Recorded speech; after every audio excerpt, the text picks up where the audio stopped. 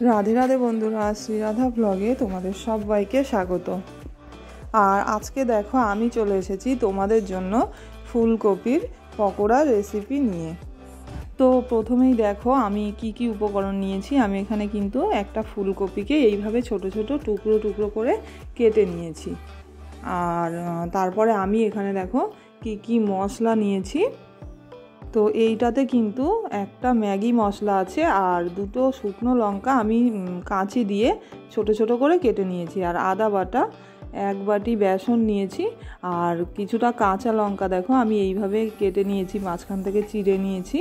এটা কিন্তু আমি বেসনে দিয়ে এটাও কিন্তু একটু পকোড়া করে নেবো। আর এখানে আমি কর্নফ্লাওয়ার নিয়েছি, ওটা আমি পরিমাণ মতো নিয়ে নেব, সেটা আমি তোমাদেরকে দেখাচ্ছি পরে।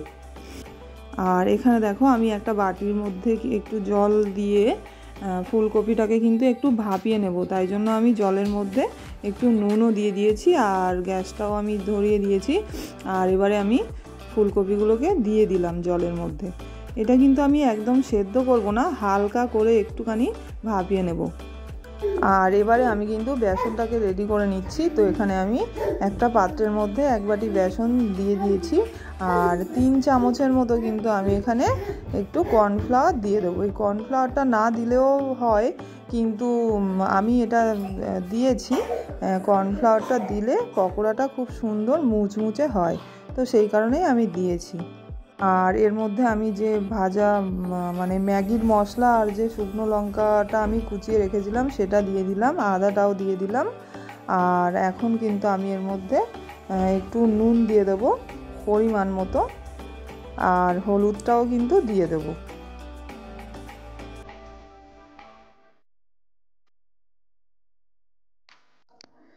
তো এখানে আমি হাফ চামচের মতো হলুদ দিয়েছি। আর তারপরে কিন্তু আমি এখানে একটু ভাজা জিরের গুঁড়ো কিন্তু অল্প করে দিয়ে দিচ্ছি।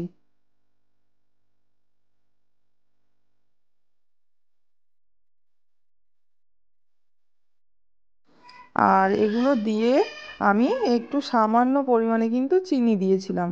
আর শুকনো অবস্থাতে এটা আমি খুব ভালো করে প্রথমে মিশিয়ে নেব, তারপর কিন্তু আমি অল্প অল্প করে জল দিয়ে মেখে নেব এটা।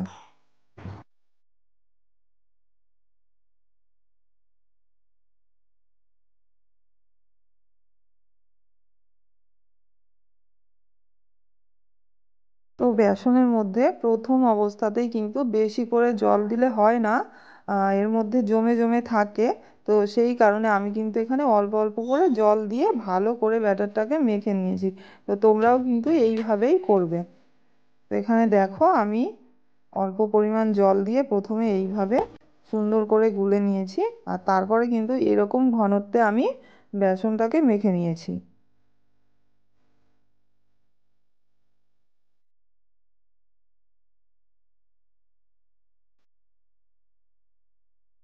আর এবারে আমি ফুলকপিটা দেখো এইভাবেই কিন্তু ভাপিয়ে নিয়েছি, একদম সেদ্ধও করিনি, আবার একদম খুব একটা শক্ত নেই, এইভাবে কিন্তু আমি ভাপিয়ে নিয়েছি, জলও ঝরিয়ে নিয়েছি।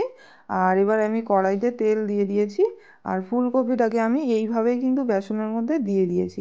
তোমরা চাইলে হাত দিয়েও দিতে পারো, তো আমি এটা চামচের সাহায্যেই কিন্তু এইভাবে একটা একটা করে তেলের মধ্যে দিয়ে দিচ্ছিলাম। তেলটা আমার এখানে খুব বেশি মানে 80% মতো গরম করেছি। এরকম গরমেই কিন্তু আমি এগুলো দিয়ে দিয়েছি এর মধ্যে, তাহলে কি হয়, পকোড়াটা খুব সুন্দর মুচমুচে হয়। আর তেলটা যদি খুব বেশি গরম হয়ে যায় তো তখন পকোড়াটা লাল হয়ে যায়, কালচে কালচে হয়ে আসে, কিন্তু পকোড়াটা ভিতর থেকে মুচমুচে হয় না। তো সেই কারণে আমি 70-80% মতো তেলটা গরম করে নিয়ে কিন্তু পকোড়াগুলো দিয়ে দিয়েছি এর মধ্যে। আর এখন দেখো এইভাবেই আমি কিন্তু একটুখানি পরে এটা এইভাবে নেড়ে চেড়ে উল্টে পাল্টে দিচ্ছিলাম লাল লাল করে ভেজে নেওয়ার জন্য। আর এখন দেখো এখানে আমার কিন্তু একদম লাল লাল করে মুচমুচে পকোড়া ভাজা কিন্তু হয়ে গেছে।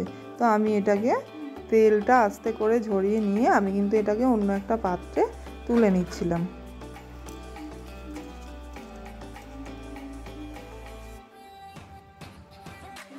আর আমি কিন্তু যে কাঁচা লঙ্কাগুলো কেটে রেখেছিলাম সেইগুলোও কিন্তু এরপর আমি এইভাবেই কিন্তু বেসনে চুবিয়ে ভেজে নিয়েছিলাম। তো এখানে দেখো কত সুন্দর মুচমুচে হয়েছে, একদম ভেঙে যাচ্ছিল। আর ফুলকপির পকোড়াগুলোও কিন্তু খুব সুন্দর মুচমুচে হয়েছিল। তো বন্ধুরা, আজকের ভিডিও এই পর্যন্তই। ভিডিও ভালো লাগলে তোমরা আমাকে অবশ্যই লাইক করে দিও, সাবস্ক্রাইব করে দিও। আর আমি ফিরে আসবো নতুন কোনো রেসিপি নিয়ে। ততক্ষণের জন্য সবাইকে রাধে রাধে।